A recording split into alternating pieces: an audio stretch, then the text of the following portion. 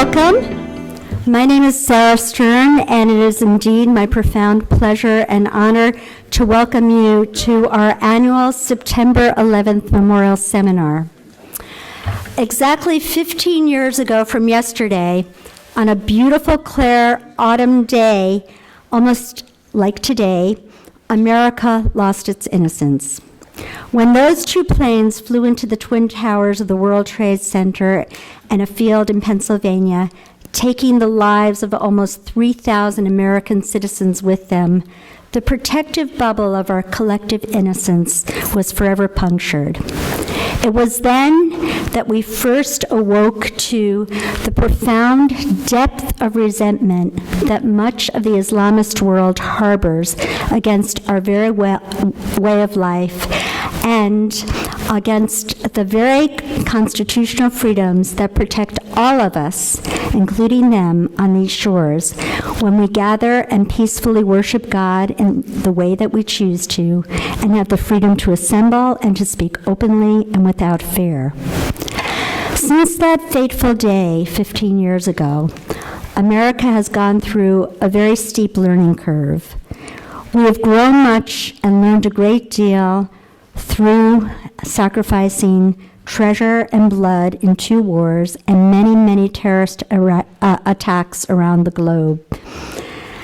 And one of the things that we have had to learn is that there's a growing sense of triumphalism and of impunity in much of the radical Islamist world. On their sites, on Facebook, Twitter, and Google chat rooms on the internet, they congratulate one another when terrorist acts are committed against the kafir, the unbeliever or the infidel. In the minds of the radical jihadist, there is no difference between the acts of terrorism that have been committed in New York, in Mumbai, Bali, London, Moscow, Brussels, Würzburg, San Bernardino, Orlando, or Nice, or Paris, or Jerusalem, or Tel Aviv, or Hebron.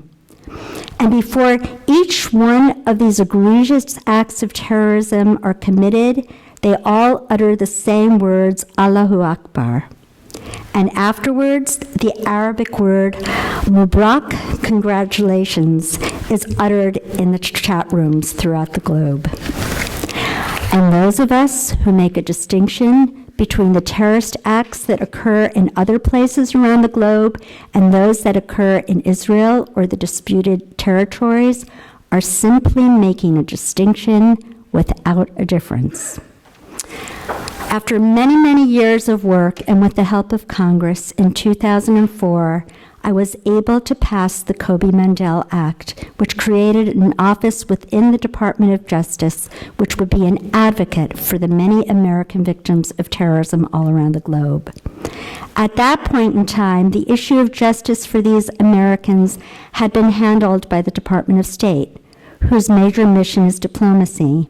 And I felt that if justice was the name on the door, there would be a better chance that all of the American families who have lost loved ones anywhere around the globe to terrorism would have a crack at getting some justice, which they so richly deserve, and which had not been contaminated by political or diplomatic factors.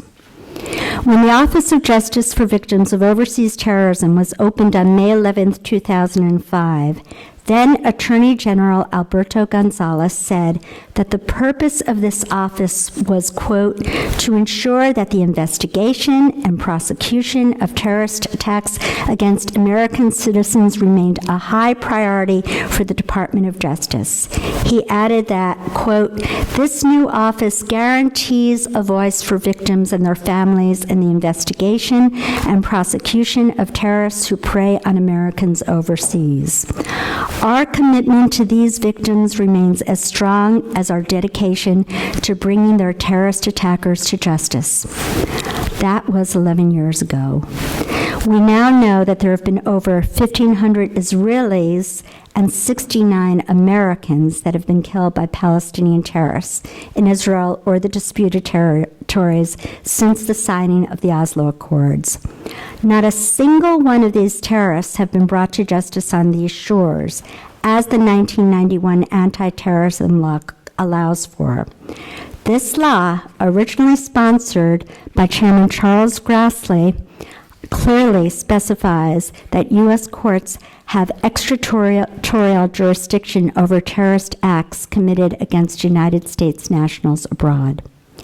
Yet, these innocent Americans who have been ruthlessly murdered by Palestinian terrorists have been treated as though they are nothing more than mere pawns on some diplomatic chessboard.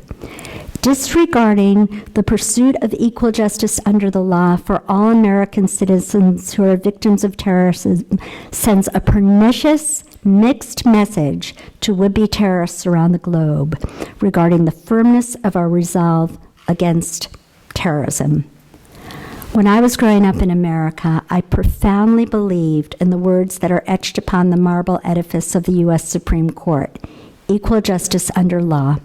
And I know that we at EMET will never rest until that finally happens. Thank you very much.